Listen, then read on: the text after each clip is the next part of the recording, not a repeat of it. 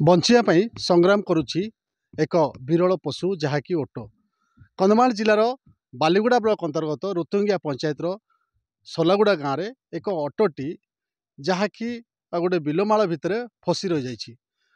ଏଠି ସ୍ଥାनीୟ ଲୋକଙ୍କର ଯାହା ସୂଚନା ରହୁଛି ଯେ କନ୍ଧମାଳ ଜିଲ୍ଲାର ବାଲିଗୁଡ଼ା ବ୍ଲକ ଅନ୍ତର୍ଗତ ଯେଉଁ ରୁତୁଙ୍ଗିଆ ପଞ୍ଚାୟତକୁ ଜଣେ ରାଜସ୍ଥାନରୁ ଗୋଟିଏ ଲୋକ ଅଟୋ ନେଇକି ଆସିଥିଲା ଏବଂ ସେ ଅଟୋ ମାଧ୍ୟମରେ ତାର ଜୀବିକା ନିର୍ବାହ କରୁଥିଲା। କିନ୍ତୁ ହଠାତ୍ ଯେତେବେଳେ ଅଟୋଟିର ଗୋଡ଼ ଭାଙ୍ଗି ଯାଇଛି ଯୋଉଥିଫଳରେ ସେଇ ମାଲିକ ତାକୁ ଛାଡ଼ି ପଳେଇ ଯାଇଛି।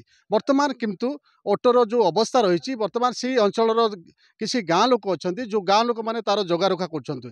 ଏବଂ ମୁଁ ସିଧାସଳଖ ମୋର ସହଯୋଗୀଙ୍କୁ କହିବି କିଭଳି ଭାବରେ ସେ ଅଟୋଟି ଅଛି ଏବଂ କିଭଳି ଜାଗାରେ ସେ ଅଛି ଏବଂ ତାକୁ ଏଠାକାର ଯେଉଁ ଲୋକ ଯେଉଁମାନେ ଅଛନ୍ତି ସେ ଲୋକମାନେ ତାକୁ ଏକ ଛାଉଣି ବନେଇଛନ୍ତି, ଯାହାକି ଗୋଟେ ପାଲ ମାଧ୍ୟମରେ ତାକୁ ଛାଉଣି ବନେଇକି ତାକୁ ସେ ରଖିଛନ୍ତି। ଏବଂ ସିଧାସଳଖ ଦେଖିବି ତାଙ୍କର ଗୋଡ଼ଟି ବି ସେ ଅଟୋର ଭାଙ୍ଗି ଯାଇଛି ଏବଂ ଯେଉଁଥିଫଳରେ ସେ ଉଠି ପାରୁଛି କିନ୍ତୁ ଚାଲିବା ତା ପାଇଁ କଷ୍ଟକର ହେଉଛି।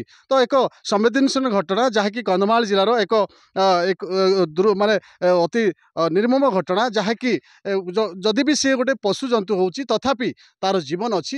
ଏବଂ ଏଠି ଆଉ ଗୋଟେ ବଡ଼ ପ୍ରଶ୍ନ ଉଠୁଛି ଯାହାକି ସ୍ଥାନୀୟ ପ୍ରଶାସନ ଏହା ପ୍ରତି ଗୁରୁତ୍ୱ ଦେଉନାହାନ୍ତି। ଏବଂ କିଛି ଦିନ ପୂର୍ବରୁ ପାଖାପାଖି ମାସେ ହେଲା ଏହାର ଖବର ପ୍ରସାରଣ ହୋଇଥିଲା, ତଥାପି ସ୍ଥାନୀୟ ପ୍ରଶାସନ ଏହାର ଯତ୍ନ ତତ୍ତ୍ୱ ନେଉନାହାନ୍ତି।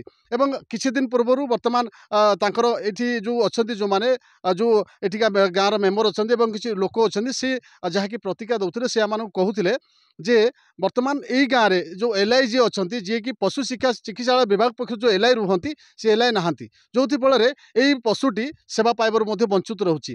ଆଉ ଗୋଟେ କଥା, ଏଠି ଦୀର୍ଘ ମାସ ହେଲା, ଦୀର୍ଘ ବର୍ଷ ହେଲା ଏଠି ଏଲ୍ଆଇ ନିଯୁକ୍ତି ହୋଇଛନ୍ତି, କିନ୍ତୁ ଏଲ୍ଆଇ ଏଠି ତାଙ୍କର କାର୍ଯ୍ୟ କରୁନଥିବା ଅଭିଯୋଗ କରୁଛନ୍ତି ଗାଁ ଲୋକ।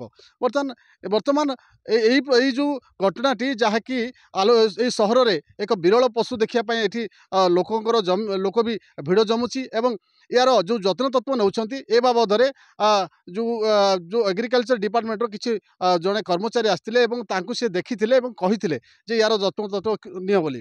ତ ଗାଁ ଲୋକ ଏଇ ପଶୁଟିର ଯତ୍ନ ତତ୍ତ୍ୱ କେତେ ଦିନ ନେବେ, ବର୍ତ୍ତମାନ ଏକ ବଡ଼ ପ୍ରଶ୍ନ ହେଉଛି। ଏବଂ ଯଦି ଦେଖିବା ବାଲିଗୁଡ଼ା ଯେଉଁ ପ୍ରଶାସନ ଅଛନ୍ତି, ପ୍ରଶାସନ ଏଥିପ୍ରତି କାହିଁକି ଦୃଷ୍ଟି ଦେଉନାହାନ୍ତି ଯେ ଯଦି ବି ଜଣେ ଏଇ ଗୋଟିଏ ଗୃହପାଳିତ ପଶୁ ହେଉଛି ତଥାପି ଏହାର ଯତ୍ନ ତତ୍ତ୍ୱ କାହିଁକି ନେବେନି। ତ ବର୍ତ୍ତମାନ ଏଇ ବଡ଼ ପ୍ରଶ୍ନ ଉଠୁଛି ଏବଂ ଏହାର ତୁରନ୍ତ ଏଇ ପଶୁଟିର ଉଦ୍ଧାର କରାଯାଉ ଏବଂ ୟାକୁ ଉପଯୁକ୍ତ ସ୍ଥାନରେ ରଖାଯାଉ, କିମ୍ବା ଯେଉଁ ଆମର ଏଠି ପଶୁ ଚିକିତ୍ସାଳୟ ବିଭାଗ ଅଛି ତାକୁ ୟାକୁ ରେସ୍କ୍ୟୁ କରିକି ୟାକୁ ଯଦି ସେ ନେଇକି ତାର ସୁରକ୍ଷିତ ଜାଗାରେ ରଖିବେ ଏବଂ ତାର ଟ୍ରିଟମେଣ୍ଟ କରିବେ।